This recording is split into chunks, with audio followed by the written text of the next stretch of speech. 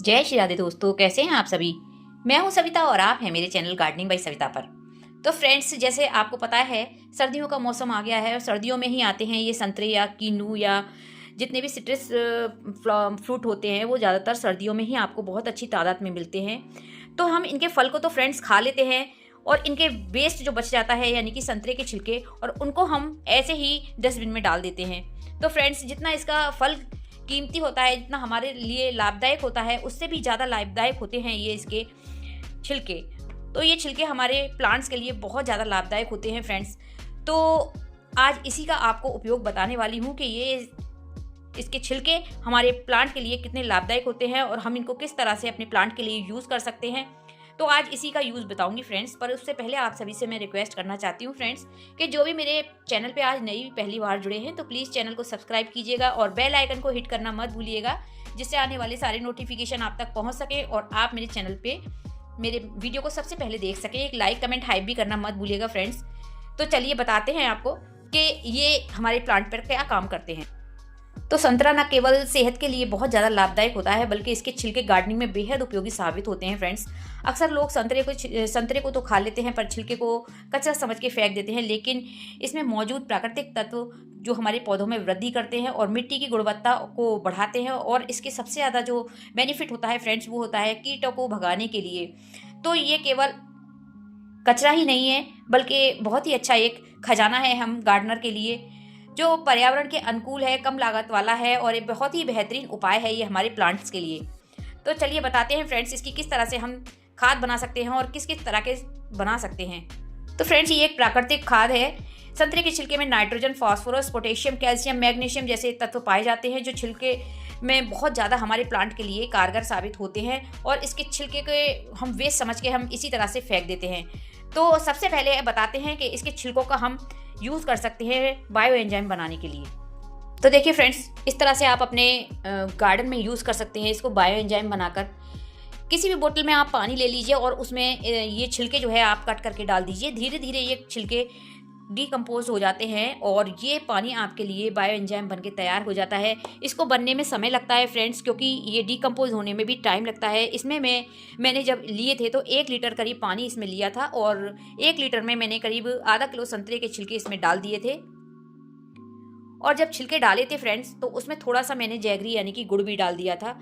तो जब गुड़ डालकर इसको मैंने डीकम्पोज के लिए रख दिया था, जिसमें करीब 4-5 महीने का टाइम लग गया। और आप देख पा रहे होंगे फ्रेंड्स, बिल्कुल छिलके इसमें डीकम्पोज हो चुके हैं और ये बहुत ही बेहतरीन मेरे प्लांट के लिए एक बायो एंजाइम बन के तैयार हो गया है।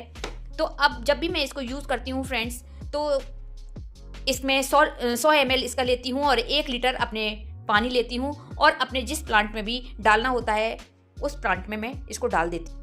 तो फ्रेंड्स देखिए, इसको बनने में तो करीब 3-4 महीने लग जाते हैं बायो एंजाइम को, क्योंकि ये धीरे धीरे डीकम्पोज होता है। तो इसको बनने में 3-4 महीने का समय करीब लग जाता है।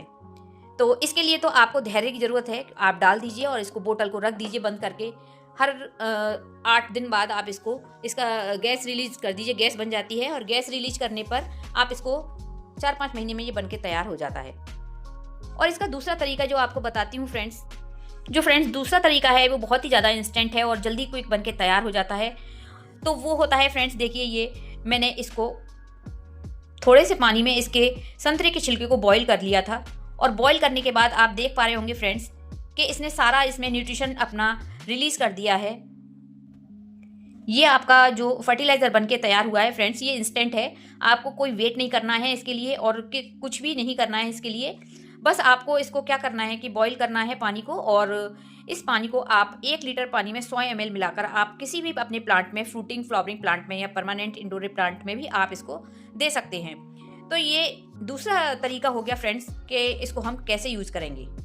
उसके बाद फ्रेंड्स, इसका तीसरा तरीका आता है कि इन छिलकों को हम सुखा लेंगे और सुखाकर हम इसका जो मिक्सर ग्राइंडर में पीस कर इसको रख लेंगे।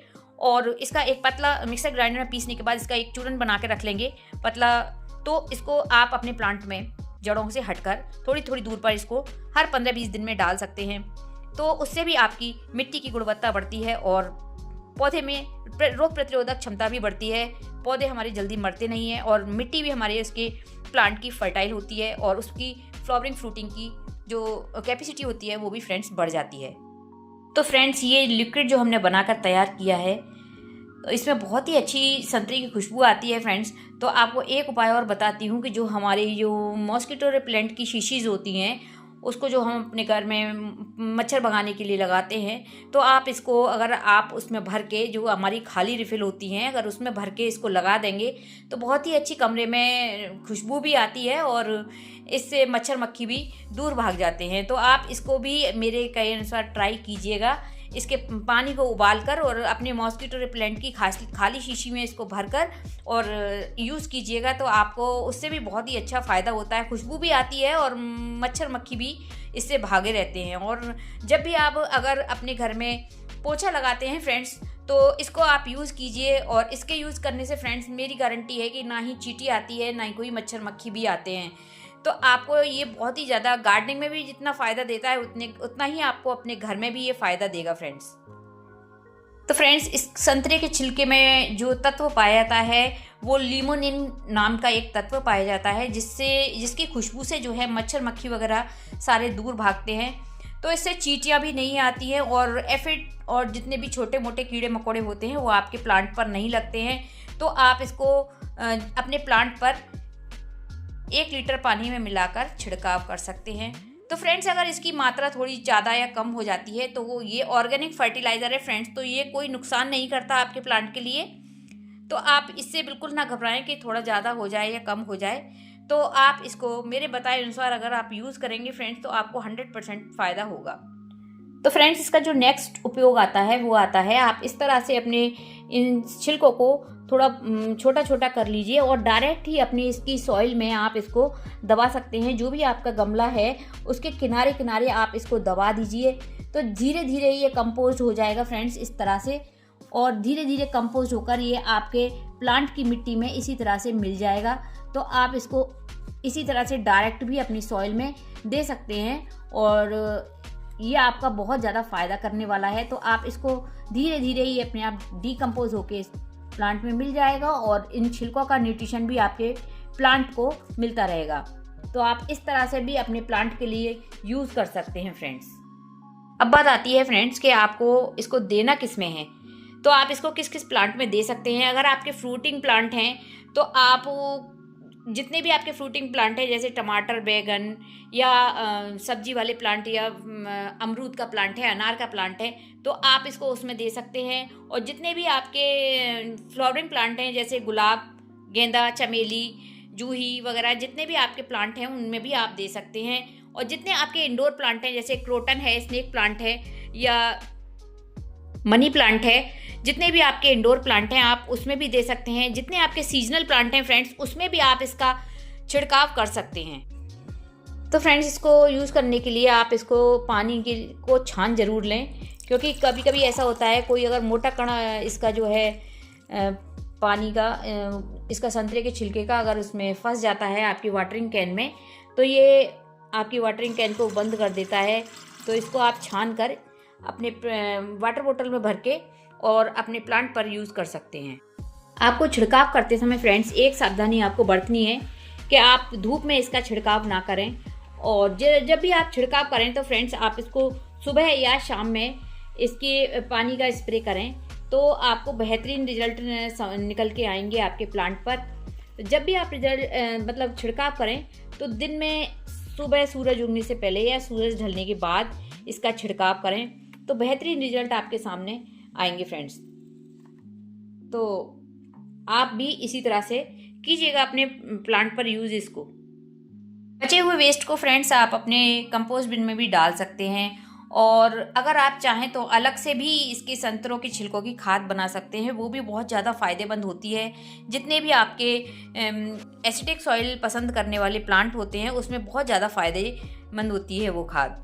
तो फ्रेंड्स, यही थे संतरे के छिलके गार्डनिंग में बहुत ज़्यादा बहुमूल्य और प्राकृतिक संसाधन है। सही तरीके से उपयोग करने पर ये आपके पौधों को पोषण देते हैं और कीटों से बचाव करते हैं, मिट्टी को भी उपजाऊ बनाते हैं, फर्टाइल बनाते हैं, जिससे आपके जितने भी प्लांट हैं फ्रेंड्स बहुत ज़्यादा हेल्दी और बुशी लश ग्रीन बने रहते हैं। ये न सिर्फ आपके बगीचे को हरा भरा बनाते हैं बल्कि पर्यावरण संरक्षण में भी अहम योगदान देते हैं, क्योंकि हम इनके छिलकों को फेंकने की बजाय अपने कंपोस्ट में यूज़ करते हैं। इनके इसको फेंकने की बजाय अपने गार्डन में यूज़ कर लेते हैं।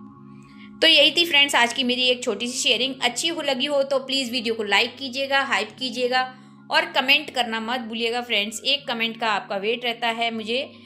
तो तब तक आप भी इसी तरह से गार्डनिंग करते रहिए और इसी संतरों के छिलके का यूज़ करके आप भी अपने गार्डन को, अपने प्लांट्स को हेल्दी न्यूट्रिशन दीजिए और पर्यावरण को भी साफ रखने में योगदान दीजिए। तब तक मिलते हैं फ्रेंड्स किसी नए वीडियो में, किसी नए टॉपिक के साथ। तब तक bye bye, happy gardening friends.